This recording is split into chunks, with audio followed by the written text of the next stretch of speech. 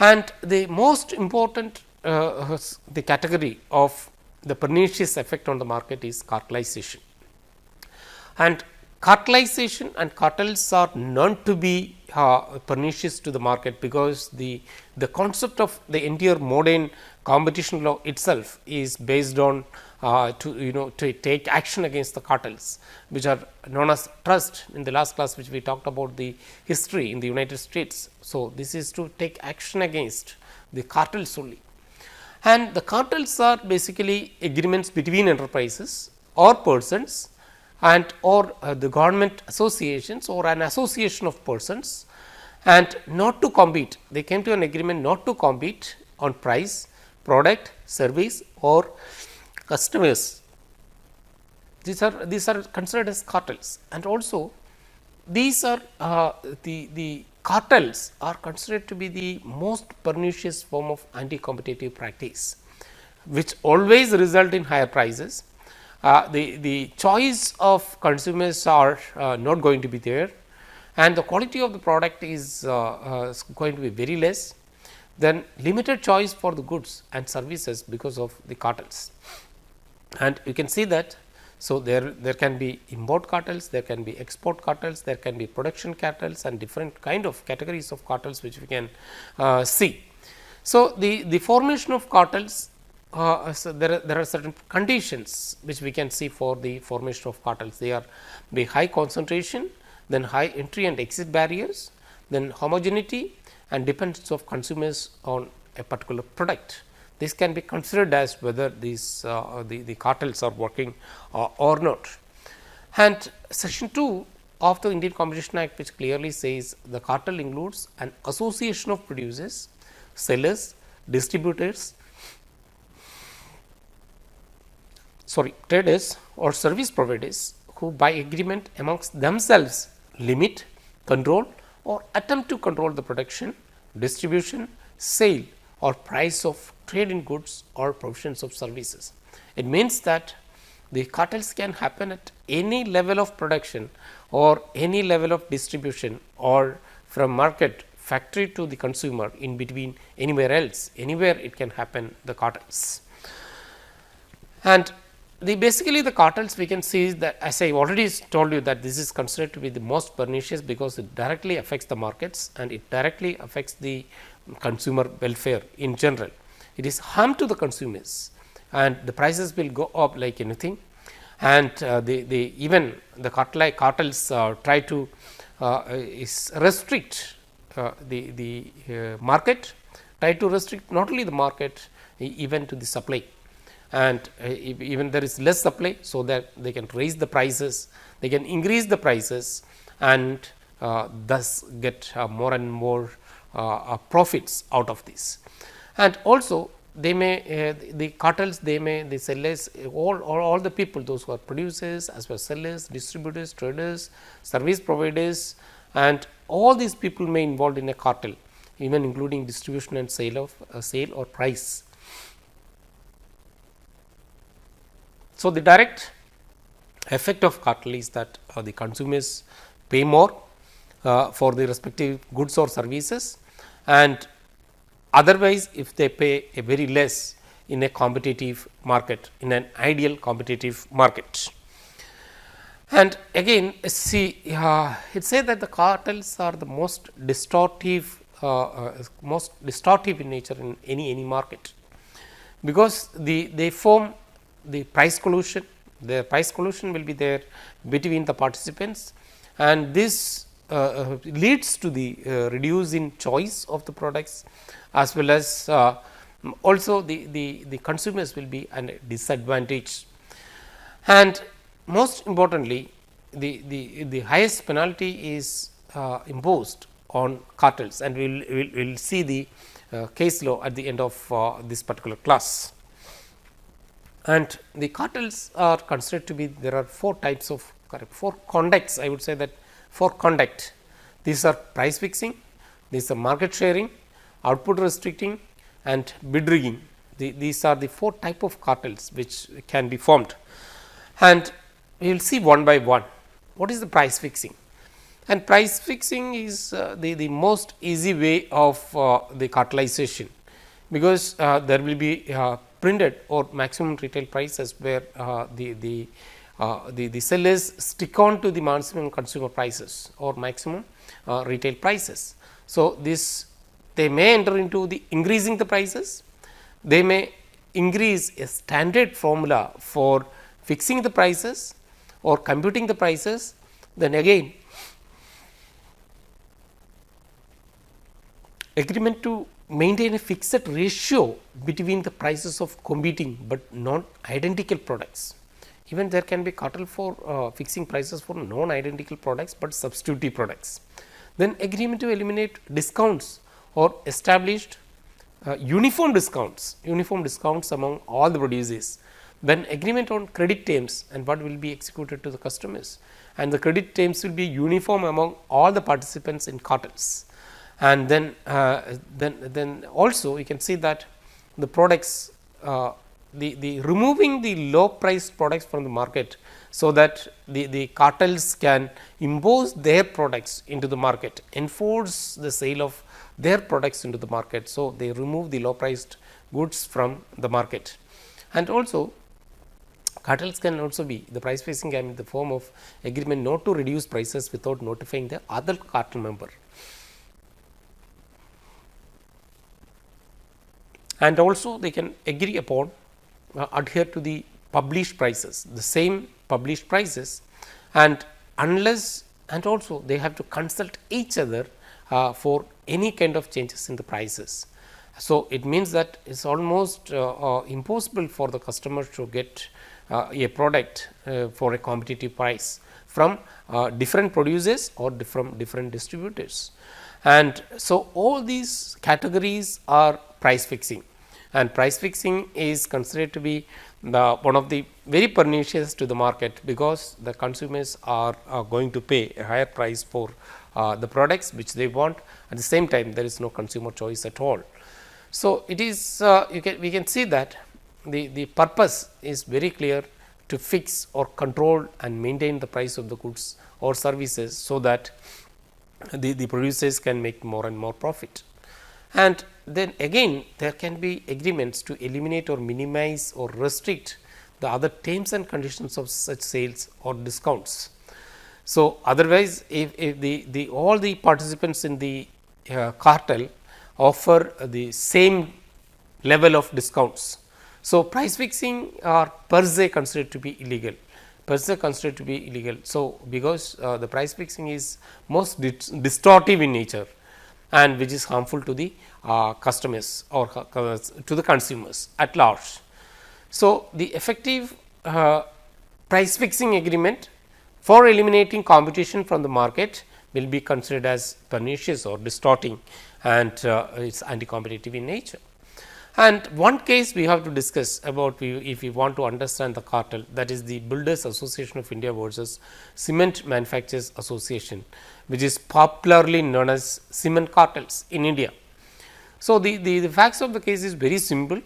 The Competition Commission of India has initiated an investigation, and finally, they passed an order in 2012 on the cement manufacturers in India for entering into different kind of cartels.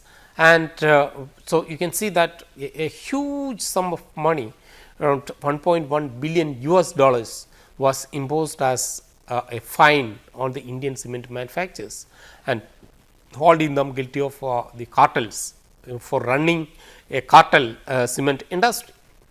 And the penalty is imposed at the rate of 0.5 times the net profit of such manufacturers for the past 2 years at that point of time, from 2010 to 12.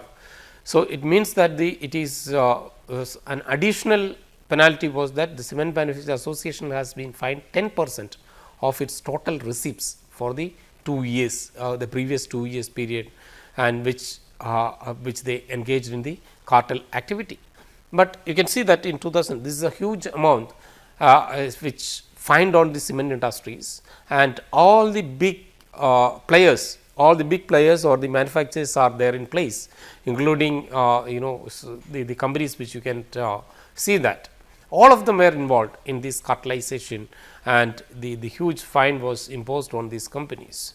But ultimately, if we look into these huge fines on the companies, and these companies always try to pass this burden to the consumers, and the cement prices in India has been is increased for the last 10 years. There is a huge increase, and there is no percentage match for the percentage of increase with their the production prices.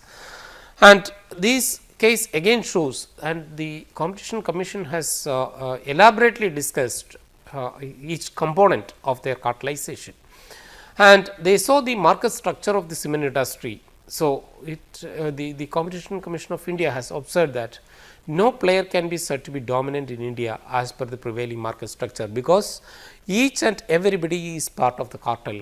So, there is no market dominance rather than market distribution by the companies.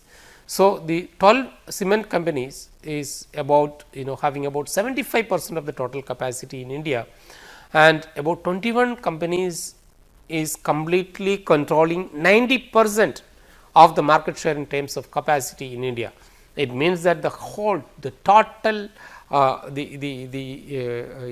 you can say that the construction, the total controlling is with these 21 companies. So, it gives a completely an oligopolistic or a monopolistic market of each company to exploit it like anything.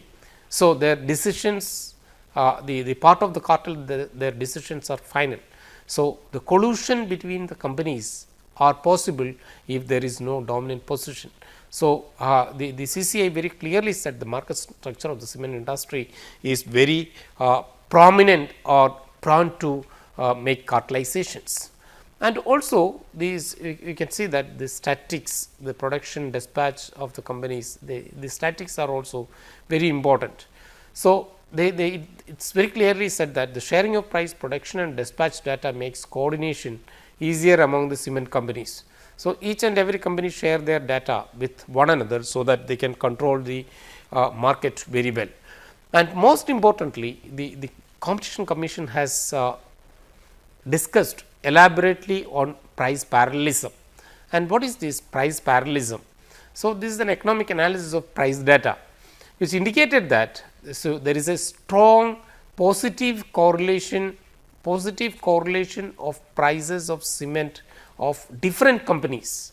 So, does not matter which are the company, the prices, there is the huge correlation between the prices of these companies. So, it is so the DG found a price parallelism between the cement companies, and which leads to this particular cartelization. And the CCI did not accept the arguments of these cement companies and the data exchange between the parties, and depended upon and confirmed this price parallelism which has happened between these manufacturers. And limiting and controlling of production. So, the CCI also found that these cartels are taken a decision to limit and control the complete production, and the complete production, so that there will be the controlling of the market itself can happen due to the scarcity of cement in the market, so that they can increase the prices. And also the limiting and controlling of supply, not only production they control, the supply also they controls. And in this particular matter, the CCI observed that force of demand and supply. See, the demand and supply should be depend upon the market, but if the manufacturer or the producer controls or limits the supply, then the prices will increase, and they dictate the dispatch of figures and dispatch, and it is a dictatorship on the market, that how much to be consumed by the consumers in a period of time, within a period of the previous years. So, this also the data shows that they have controlled the dispatch as well. And most importantly, the production parallelism. So, we talked about price parallelism, we talked about the supply, we talked about the production parallelism. The production figures, which shows that there is a positive correlation among all these manufacturers on production as well, because it's very well shows the coordinated behavior of the cement industry, which leads to the cartelization. Then we talked about production parallelism and dispatch parallelism, and dispatch of this also, which shows that how much cement is to be in there in the market. And then increasing, ultimately all these are done mainly for increasing the prices. So, there is a deliberate shortage in production and supplies by the cement companies, and so that they can justify the price increase, and they said that they have lower capacity, actually it was not. And there is a price leadership. So, price parallelism between all the companies are also found. So, and then there is a high profit margins. So, the Competition Commission of India found that there is a high profit margin among the companies, even though they claim that they couldn't use the complete their capacity of production.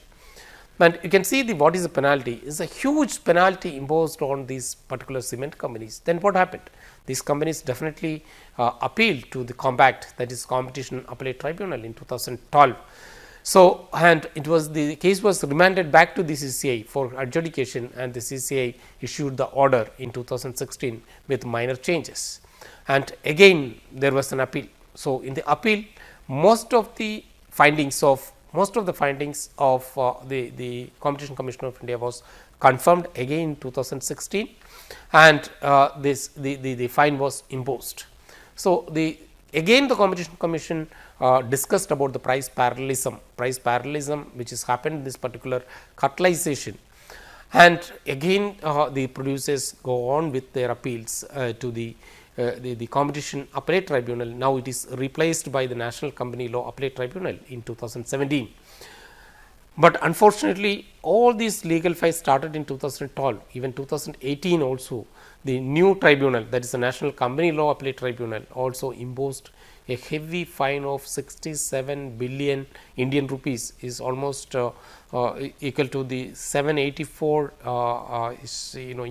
million euros, and the 11 members of the cartel were fined. And ultimately, what happens is that the cement prices for a long period of time remains the same, and presently it is reported that 6 new other companies are under the scanner of the CCI for again cartelization. So, the cartelization is continue to be very pernicious to the industry. I have shown only one industry, that is the cement industry. The cartel is a problem in airline industry as well. The Competition Commission has investigated into that, also found the cartel in that. So, cartel is pernicious, cartel is most distorting of the market. So, this is one of highly anti-competitive in nature. So, this is a concentrated market, they make demand supply, they are homogeneous products, entry barriers, active trade associations, these are all the cartelization factors which is found to be positive in the cement industry. So, the defenses are very less in cartels, that is the joint venture agreements related to intellectual property, export cartel exemptions and leniency regimes. So, in the next part we will see the bid rigging, and we will stop this class here, and then we will go to the bid rigging, another form of anti-competitive practice. Thank you.